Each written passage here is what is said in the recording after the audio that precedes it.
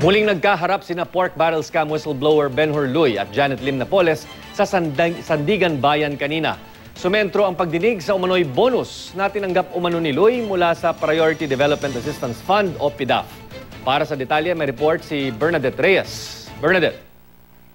Chino, sa pagpapatuloy ng bill hearing ni Janet Lim Napoles kanina dito sa Sandigan Bayan 3rd Division, sinabi ni Ben Hurluy sa korte na tumanggap siya ng halagang 5 million pesos sa pagitan ng 2004 hanggang 2012 mula sa PDAF. Taong 2007 at 2009 nga raw, umabot sa 8 million pesos ang pinamudmud na bonus ni Napoles sa kanya, sa mga kasambahay at iba pa mga empleyado. 2,440,000 daw ang napunta kay Luy. Pinagatian na raw ng 8 kasambahay at 9 na empleyado ang natitirang 6 million pesos. Pero tila naguluhan si Luy sa pagpapaliwanag sa korte kung paano ito pinaghati-hatian. 1,000 hanggang 2,000 pesos daw napunta sa mga kasambahay. Ang iba raw pinaghahatian ng mga presidente ng mga NGO ni Napoles. Depende raw sa seniority at mga proyekto na ipasok ng NGO ang bonus na kanilang tatanggapin. Si Maylene Encarnacion nga raw halimbawa tumanggap ng 1 million pesos. Pero di may paliwanag ni Luy kung bakit nakatanggap pa ng bonus si Evelyn De Leon ba yung hindi raw ginagamit ang mga NGO ni De Leon dahil meron na itong kaso noong taong 2006. Chino?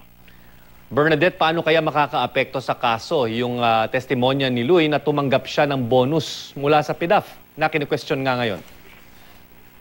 Chino, yan ay bagay na ating tatanungin sa depensa kung ano ang kanilang magiging pagtimbang sa naging testimonya ni Luy. Pero ayon sa kanila, tila may mga inconsistencies daw ang testimonya ni Luy. Ito ang kanilang binibigyan ngayon diin sa kanilang cross-examination dahil tila may mga pagkakaiba ang mga sinasabi ni Luy sa kanyang sinumpaang salaysay at sa kanyang mga testimonya sa korte. Chino? Sa prosecution naman, di ba sila nababahala sa pag-amin nito ni Luy na tumanggap nga siya ng bonus na 5 million pesos?